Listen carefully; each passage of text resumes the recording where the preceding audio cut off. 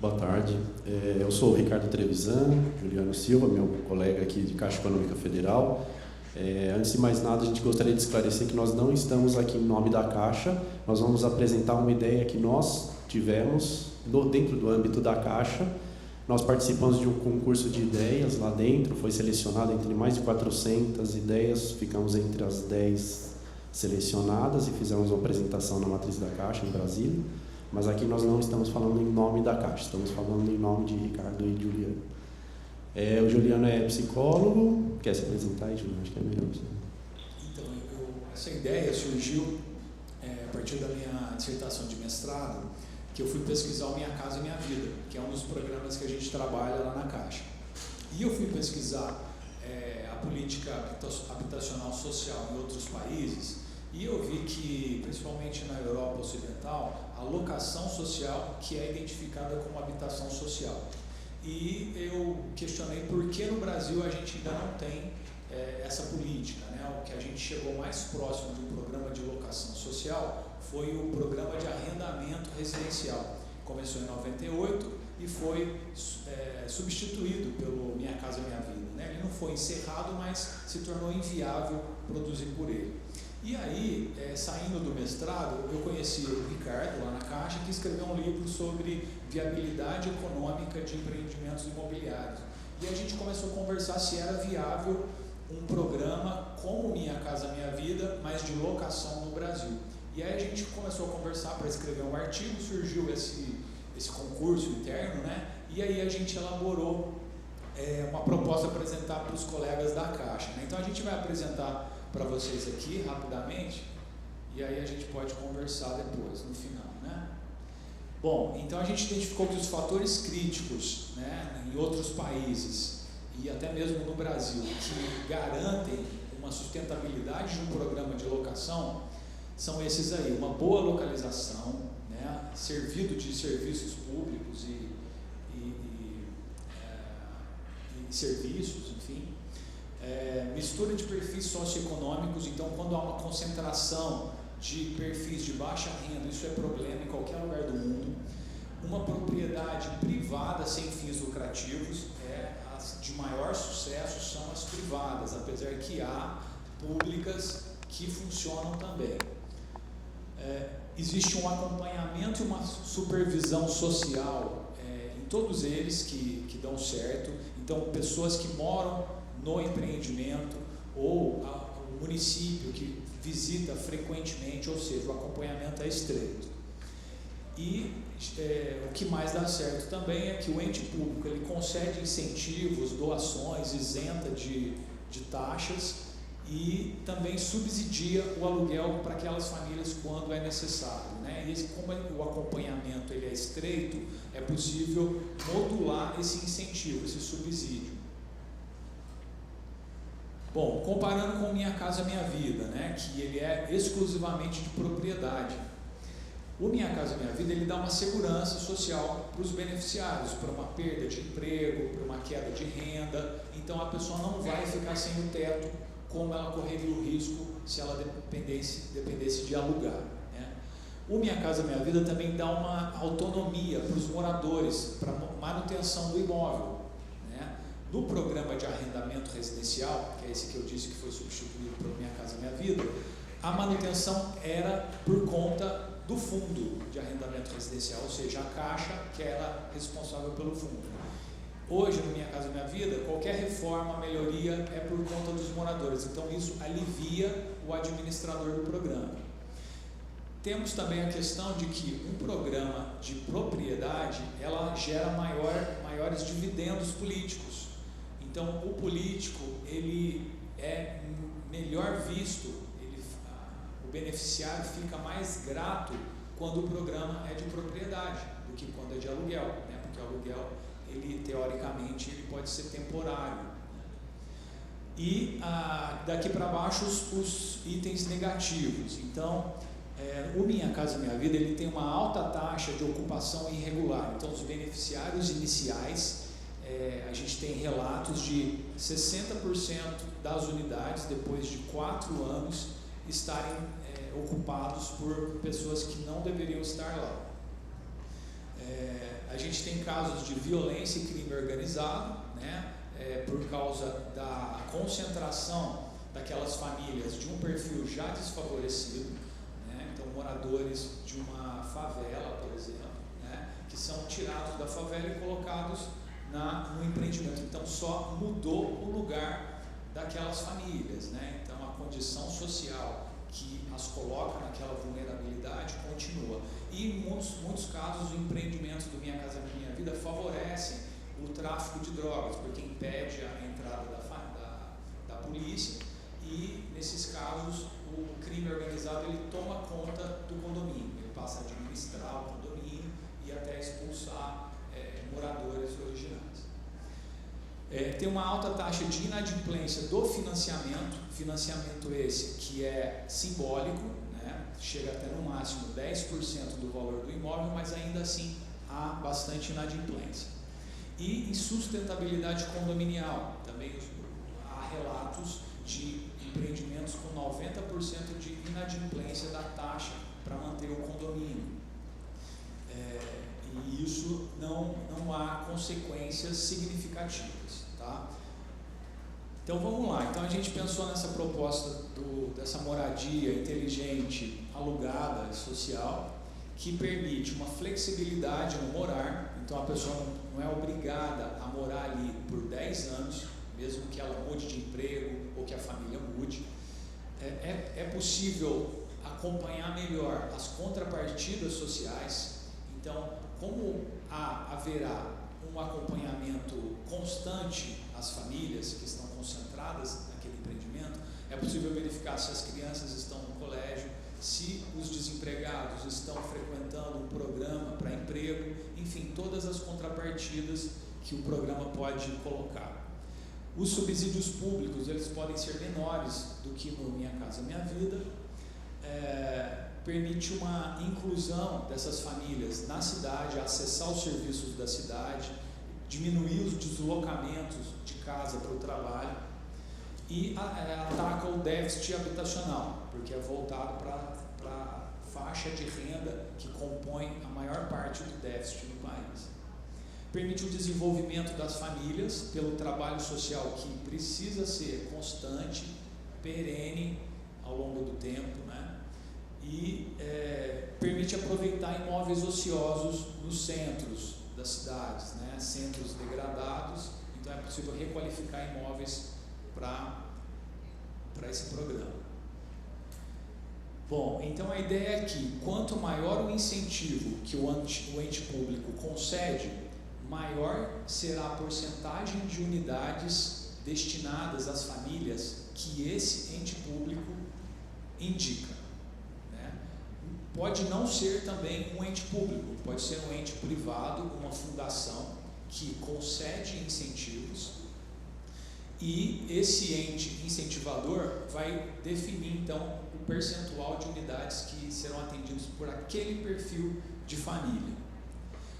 A ideia é ficar uma parte das unidades para serem alugadas livremente no mercado, porque então o proprietário desse empreendimento ele vai ter interesse em zelar pela qualidade habitacional, pela boa convivência comunitária ali, né? Então a ideia é misturar habitação fixa social com aluguel fixo e aberta no mercado. Então esse empreendimento ele pode ter famílias que alugam como um aluguel de mercado, famílias que pagam um aluguel de custo e famílias que também pagam um aluguel de custo, mas são subsidiadas pelo município. Então, aluguel de custo com subsídio do ente público local, né, das prefeituras, e aluguel aberto no mercado. Tá? Tudo isso na mesma moradia, pela mesma porta de entrada. Então a ideia é que o custo de produção menos os incentivos, ou seja, o dinheiro investido, ele seja possível de retornar com os custos do aluguel base, do aluguel de custo. Aquele valor que o proprietário conseguir alugar no mercado a mais do que o ele é revertido como lucro, né, como retorno do investimento. Para isso, para que haja esse retorno do investimento, é preciso que o projeto ele atenda a esses 3 critérios que a gente reuniu, né? Acessibilidade urbana, ou seja, o empreendimento ele esteja provido de serviços, facilidades e acesso ao transporte, que a qualidade construtiva e arquitetônica seja interessante, né? E aqui inclui sustentabilidade, eficiência energética de recursos, e 3, que haja um plano de gestão social e condominial para garantir que a convivência, que morar naquele empreendimento seja algo edificante para as famílias, né? Então, havendo isso, a gente acredita que muitas pessoas vão querer morar nesse empreendimento, então não vai ficar unidades vazias, isso vai garantir que o fluxo de aluguéis garanta o retorno do investimento. Então, a gente fez aqui para ilustrar, né, o esquema de operação desse programa.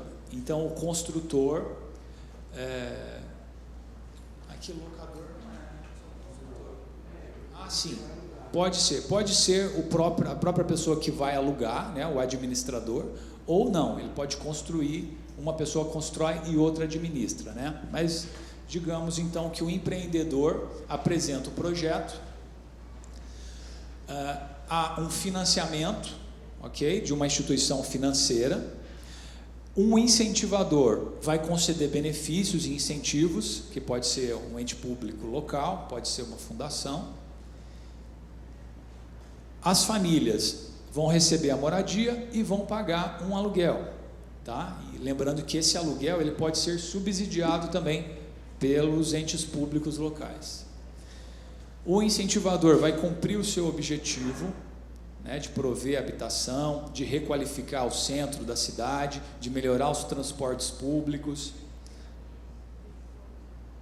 O construtor ele recebe os rendimentos, ele vai ter aquele aluguel garantido, que vai ser subsidiado, e aquele aluguel básico, mais as unidades alugadas no mercado, que ele pode obter lucro. E a instituição financeira pode receber juros e tarifas pelos serviços, tanto de concessão de empréstimo, quanto também de cobrança dos aluguéis, tá? Então, esse é o desenho do programa. Eu vou passar para o Ricardo, que ele vai falar sobre a viabilidade financeira e econômica de um programa desse. Bom, quando a gente apresentou essa ideia na Caixa, inclusive a gente apresentou para pessoas que já foram vice-presidentes da Caixa, e todos eles falavam, a ideia é muito bonita, mas ela não para em pé. Financeiramente, ninguém vai querer investir nisso. Então, a gente resolveu colocar no papel e fazer o fluxo de caixa descontado, considerar as taxas mínimas de atratividade de cada empreendedor, considerando situações reais mesmo, de como funciona hoje o mercado imobiliário. Será que não para em pé mesmo? Primeiro indício de que para em pé. O Brasil tem uma das maiores taxas de juro real ou nominal do mundo, só que ela está em queda, está numa tendência de queda consistente já faz muito tempo. E como a nossa taxa é alta, quando ela começa a cair, o cenário muda bastante, muda mais do que em outros países onde a taxa é pequena. A diferença assim, proporcional da queda é muito grande. Com a taxa de juro caindo, o custo de oportunidade do empreendedor também muda, ele cai. Se numa situação anterior, ele investindo R$1 milhão em qualquer coisa que desse 10% ao ano, ele ganharia R$100 mil, certo? Sem risco. Se a gente apresentar uma proposta de locação social que dá menos do que isso, ele fala, não quero, porque sem risco eu ganho 100 mil. Se eu apresentar uma proposta que dá 100 mil, ele também fala, também não quero, porque sem risco eu tenho 100 mil, por que eu vou correr o risco? Então, a gente considerou todo o fluxo de caixa descontado na conta que o empreendedor faz e a gente mostrou por A mais B nessa planilha que é interessante para o empreendedor. E o mais curioso é que quando a gente começou a falar com algumas pessoas ligadas aos empreendedores, eles concordaram com a gente, porque eles já estão vendo isso. Então, eles já estão interessados nesse mercado. O André abriu aqui de um jeito interessante, porque ele falou da financiarização. E, de fato, todo empreendimento que a gente vê lá na Caixa, para o empreendedor é só número, ele só está vendo a remuneração do capital dele. E aí a gente começou a simular o que aconteceria com a taxa o que acontece com a taxa Selic, como que isso se refletiria nesse mercado, nessa atratividade para alocação. Hoje a gente está aqui com a Selic mais de 6,5%. Neste empreendimento que a gente simulou, a taxa interna de retorno do empreendedor está muito acima da remuneração que ele exige, que a gente calculou pelo CAPM, que é uma metodologia internacionalmente aceita. Está muito interessante para o empreendedor, neste cenário atual, num empreendimento real daqui de São Paulo, tá? Com custos reais. E aí a gente começou a falar, bom, a gente tem agora uma tendência da Selic ter uma elevação. Apesar dessa macro tendência ser de queda, a gente tem umas flutuações aqui em períodos mais curtos. Então, e se a Selic subir aqui para 7, 7,5, 8, vocês podem ver aqui pela curva desse empreendimento real simulado por nós, que continua atraente para o empreendedor. E muito provavelmente a Selic não vai continuar subindo muito mais por causa dessa macro tendência que a gente está vendo aqui. Então, a simulação que a gente fez foi deste empreendimento, ele foi feito, de fato, mas não para alocação social. A gente pegou os mesmos números, os mesmos investimentos, a mesma característica de imóvel, imobiliário, e a gente simulou se tivesse no programa Mais. Primeiro que a gente considerou um aluguel de R$ 800 por mês. É o aluguel de custo que o Juliano falou. O aluguel médio dessa região é de R$ 1.200 por mês. A gente já está em 2/3 do valor médio da região. Considerando um incentivo de 100% do imóvel existente, que foi o que aconteceu de fato, a gente teria um retorno para o empreendedor de 15,5% ao ano. É um retorno extremamente interessante. A gente fez também uma simulação se a doação fosse só de 50% do imóvel. Continuaria extremamente atraente ao empreendedor pelo programa Mais. E comparamos também com o Minha Casa Minha Vida. Se esse mesmo empreendimento fosse feito pelo Minha Casa Minha Vida, em subsídios às famílias, o programa Mais dá 78% de economia de recursos públicos. Ou seja, para cada empreendimento desse feito pelo Minha Casa Minha Vida, a gente faria 4 pelo Mais. Ok? É isso. E eu agradeço.